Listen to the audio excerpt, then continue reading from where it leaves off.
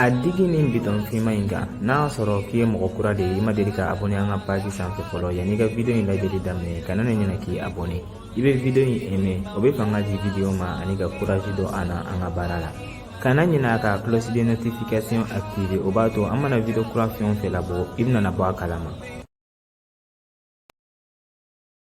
Demso ne t'a la ka se ka da la komi ne sɔrɔ bi ne ka ɲɛnamaya bɛɛ lajɛlen kɔnɔna la ne tun ma sigi n'a ye k'a fɔ hali tile kelen ne yɛrɛ wolowoloden o bɛ sɔn ka ne gɛn ka bɔ a ka so k'a sababuya kɛ a muso ye. Bi mo polisiw de nana ne wulu gɛn ka bɔ n yɛrɛ halala den ka so k'a sababuya kɛ Clarisse subagamuso kɔrɔ in ye. Wagati min na u b'a la k'an minɛ k'an sama ka bɔ Rick jiwlen don k'a lajɛ i n'a fɔ an tɛ ɲɔgɔn dɔn yɛrɛ. Mun ye n sama ka bɔ ni ne ye ninnu bolo i n'a fɔ ne ye criminel dɔ de ye. A jo b'i fana na o ni mɔgɔ bɛ ka kuma e fɛ e tɛ mɔgɔ lamɛn de. Mun yɛrɛ digira ne la ka tɛmɛ ko bɛɛ lajɛlen kan o tɛ u kelen ka ne gɛn dɛ. O ye ne ye nin tile damadamani min kɛ Eric fɛ yen nɔ dɛ. Ni ye Eric ye Clarisse bolo i b'a fɔ a ka jɔn i b'a fɔ Eric de ye muso ye Clarisse de y'ale furu. Ale de bɛ dumuni tobi ale de bɛ minɛnɔgɔw ko ni Clarisse ko k'a ka mun kɛ a b'o de kɛ ni Clarisse ko k'a kana kuma mun fɔ ne ɲɛna a bɛna o de fɔ ne ɲɛna. Ni ne tun ma bɔ yen nɔ hali ni Clarisse tun y'a ɲini a fɛ k'a ka ne bugɔ n dalen b'a la a tun bɛ ne bugɔ. O la ne ba e tun tɛ nin ko bɛɛ lajɛlen kalama de wa? Aw tun b'a fɔ kɛ mɛ e yɛrɛ b'a dɔn ko dɔw bɛ yen nɔ a bɛ fɔ nka n'i yɛrɛ ma a ye ni ɲɛkisɛ fila de i tɛ se ka da la nka n'a sɔrɔ a b'a hakili la k'a fɔ a gagné nin kɛlɛ in na ka ban a b'a la k'a yɛrɛ nɛgɛn kɛlɛ b'a ni mɔgɔ min ni ɲɔgɔn cɛ a t'o tigilamɔgɔ dɔɔni. Ne ba ne kɔni bɛ mun fɔ n ɲɛna i dɔɔni jigin nin ko in na i yɛrɛ la lafiya n'o tɛ i bɛna dɔ de fara i ka dusukasi kan. E bolo ne tagara ka Clarisse menacer k'a ka i den bɔ buteli in kɔnɔna na o de bɛna a lasiran k'a b'a labɔ a kɔnɔna na. Wa mun yɛrɛ ka jugu ka tɛmɛ a bɛɛ kan n'i y'a essayer k'i bɛ Eric ɲɛ yɛlɛ a bɛ e de minɛ k'i k'a jugu ye ko ale muso tɛ subaga ye. Mun ka jugu ka tɛmɛ o bɛɛ kan i bɛ kuma fɛn o fɛn f'a ɲɛna k'a lasɔmi a bɛ taga o kuma bɛɛ lajɛlen fɔ a muso ɲɛna. Bin kale ne fana tɛ nin ko tɔ ni kɛcogoya la tantɔ ne ni Clarisse fila dɔ la kelen de bɛ sa. Ne ba ne kɔni bɛ conseiller min d'i ma ɲina Eric kɔ o bɛ yɔrɔ min na i k'u to yen nɔ. E yɛrɛ k'a jateminɛ mɔgɔ min ye lien tigɛ an n'a ni ɲɔgɔn cɛ k'a sababuya kɛ a muso ye. E banalen tun bɛ dɔgɔtɔrɔso la yan nɔ a ma jɔ n'i ka musaka ye janko k'a fɔ a bɛna bɔ i la. N'i ko i bɛ nin libéré ka bɔ nin buteli in kɔnɔna na don o don i bɛna dɔ de fara i ka maloya kan. Ne b'i sen bɔ ko in na i bɛ se k'i sen bɔ a la n'o tɛ ne kɔni tɛ se ka n sigi ka nin subagamuso kɔrɔ in ye k'a to yen nɔ a ka n den ka ɲɛnamaya tiɲɛ n yɛrɛ sigilen ɲɛna. N'a y'a sɔrɔ k'a fɔ a b'a la ka nin ko ninnu kɛ a yɛrɛ sago de b'a yɛrɛ la bana foyi foyi t'a la n tun bɛ se k'o faamuya. N bɛ dimi n b'a fɔ a y'a muso fisayali ye nka a dabalilen de don a t'a yɛrɛ ma a b'a la ka ko o ko kɛ a b'a la k'a bɛɛ kɛ ni Clarisse ka jɛn de. N'i ko ten i bonne courage ne ba. Ne bɛna wuli sisan ka taga alimami fɛ yen nɔ alimami min ye ko in tiɲɛ dɔn. N b'a ɲini a fɛ a ka n dɛmɛ ka dugawu kɛ Eric ye yalasa a bɛ se ka bɔ nin buteli in kɔnɔna na cogoya min na. N'a bɛ Clarisse hakili la ko nin ye nin ko bannen de ye ne ma n ka kumakan laban fɔ fɔlɔ dɛ. Baasi foyi t'a la ne ba ni ko ten tɔ ne kɔni bɛ segin ka aw lajɛ. Ne kɔni bolo i bɛ ka kɛlɛ kɛ kogo de nɔfɛ nka i bonne chance.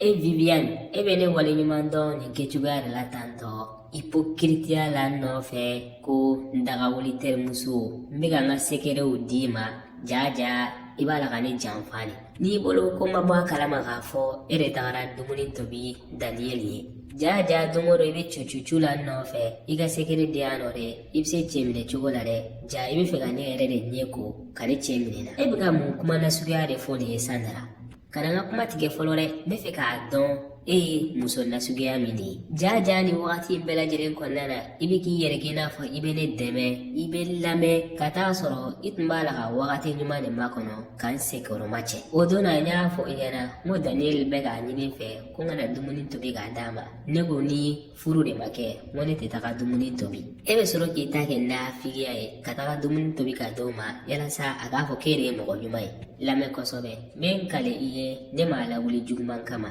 Daniel da y'a ɲini ne fɛ dɔrɔn ko ne ka taga dumuni tobi ka d'a ma i komi ne ka patron de don baarakɛyɔrɔ ɲɛmɔgɔ de don ne fana siranna n tɛ fɛ ka pɛridi n ka baara la n'o tɛ n tɛ fɛ k'i janfa dɛ a ko k'a bɛ tile joli bɔ a b'a la ka taga dumuni san kɛnɛ ma a ye ne deli ko ka na dumuni tobi a ye o dɔrɔn de don n'o tɛ foyi wɛrɛ tɛ ne n'ale ɲɔgɔn cɛ e hakili la k'a fɔ ne bɛna na da i ka n'i yɛrɛ jɛya kuma ninnu na de wa n'a sɔrɔ k'a fɔ plan dɔ de tun tɛ i kɔnɔ k'i ma gɛrɛ a la munna i ma kuma ɲɛfɔ ɲɛna nin wagati in bɛɛ lajɛlen kɔnɔna na k'a fɔ k'e tagara dumuni tobi ka di Daniel ma fo ne yɛrɛ de bɔra a kalama ni yɛrɛ ye n'a y'a sɔrɔ k'a fɔ fɛn tun tɛ i kɔnɔ ka ɲɛsin a ma a kɛlen k'a ɲini i fɛ k'i kana dumuni tobi ka d'a ma i tun ka na kuma in ɲɛfɔ ne yɛrɛ ɲɛna i b'a fɔ ko Daniel ko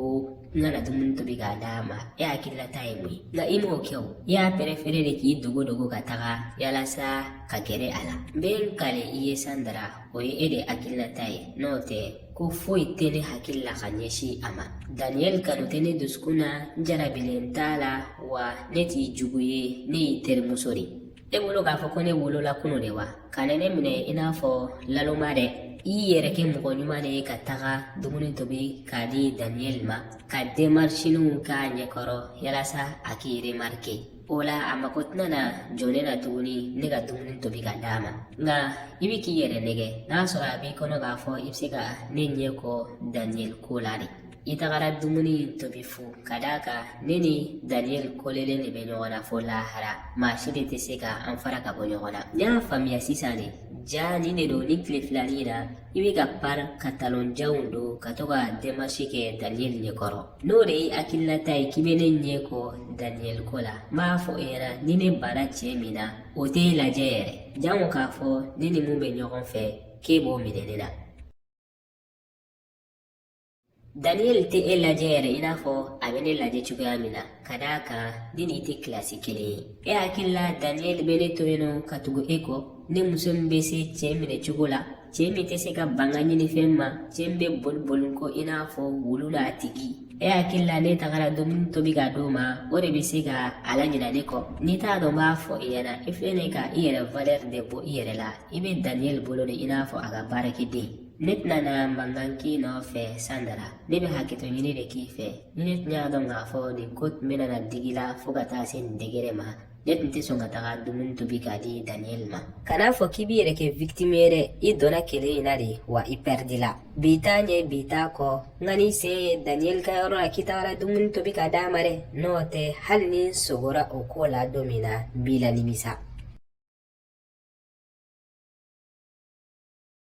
Jan, n'i y'a fɔ ɲɛna i tɛ da la komi ye ne sɔrɔ kunun i b'a kalama Daniel bɛnkɛ de nana ne ka bitigi kɔnɔna na k'a nana ne fo de ani ka n wale ɲuman dɔn ko n b'a la ka ko min kɛ a kɔrɔmuso ye o ko kama a ye $20,000 de di ne ma ko n ka bitigi bonya n'a ye ka taa sɔrɔ n m'a ɲininka foyi la ayi i jɔ fɔlɔ Aline e bɛ fɛ k'a fɔ ne ɲɛna de ko nin cɛ in nana $20,000 de di ma ten to dɔrɔn k'e k'i ka bitigi bonya n'a ye ko ne ka da o kuma na 100,000 tɛ $1,000 tɛ fo $20,000 e fana ye o minɛ ten tɔ k'a sɔrɔ i m'a ɲininka n bɛ n kale i ye a yɛrɛ de y'a fɔ ka d'a kan k'a ɲɛbɔlen tɛ n fɛ k'a jarabilen tɛ n na k'a y'a di yan nɔ dɔrɔn ka d'a kan ko courage bɛ n na ko mɔgɔ de ka d'ale ye mɔgɔ min baarakɛla don sɛbɛ b'a la k'a y'a di yan kado dɔrɔn de la k'a mago tɛ foyi wɛrɛ la n bolo n terimuso ne ma wolo kunun koyi cɛ ka $20,000 d'i ma fu la ten tɔ ka taa sɔrɔ foyi t'a kɔnɔ ka ɲɛsin i ma sisan cɛw tɛ ko foyi de kɛ fu bi i tɛ se ka da ne ka kuma la nka sini i bɛna ne ka tiɲɛ segin ne ma Jan, tiɲɛ yɛrɛ la e fana bɛ kɛw exagéré de n ko Daniel bɛnkɛ de don wariba de b'a bolo wa muso yɛrɛ fana b'a bolo ni muso tun t'a bolo n bɛ se k'a fɔ a y'a kɛ ka da ko dɔ de kan nka a ko k'a y'a di yan ka la encourager ani n bɛ ka ɲumanya min k'a kɔrɔmuso ye e hakili la k'a fɔ ko muso b'a bolo o de b'a to k'a tɛ se ka jarabi i la wa n ko cɛ de don wa dura b'a bolo a ka muso ta fo 4 ne kɔni tɛ se ka da la an bɛ bi kile min na ko cɛ bɛ se ka $20,000 d'i ma ka taa sɔrɔ foyi t'a kɔfɛ tiɲɛ yɛrɛ la i fana bɛ kow exagere ɲɛnamaya in na bɛɛ ka kow kɛcogoya tɛ kelen ye cɛ ye wari di yan nɔ k'an dɛmɛ dɔrɔn de munna e bɛ o kow kɛ kojugu ye baasi foyi t'a la a faamuya cogoya min man'i ja bɛɛ n'i ka faamuyali kɛcogoya de don ne kɔni bɛ sisan cɛw dɔn kuma dɔw la u bɛ ɲumanya dɔw k'i ye yalasa k'i don u sagoya de la ne kɔni b'a fɔ i ɲɛna i k'a to i hakili la don min na se a b'a ka nin wari in di kun fɔ i ɲɛna n'o kɔni sera don min na o kana na bali i la dɛ wa i tɛ se ka ban a ma ka d'a kan i y'a ka wari de dun ne fana b'a fɔ i ɲɛna k'o don tɛna na se wa ne bɛ nin wari in minɛ k'a dun foyi tɛ bɔ a la n'a seginna ka na wari in di kan fɔ don min na ne b'a jaabi mun na n yɛrɛ b'o dɔn baasi foyi t'a la kalo dama damani kɔfɛ dɔrɔn an bɛna sigi ka nin kuma fana kɛ e yɛrɛ b'a dɔn ne tɛ nkalon tigɛ cɛ ninnu ka kow la nka e b'i yɛrɛ kɛ i n'a fɔ i tɛ kalama de aw y'aw abonné o dɔrɔn de bɛ se ka courage don an na an ka baara la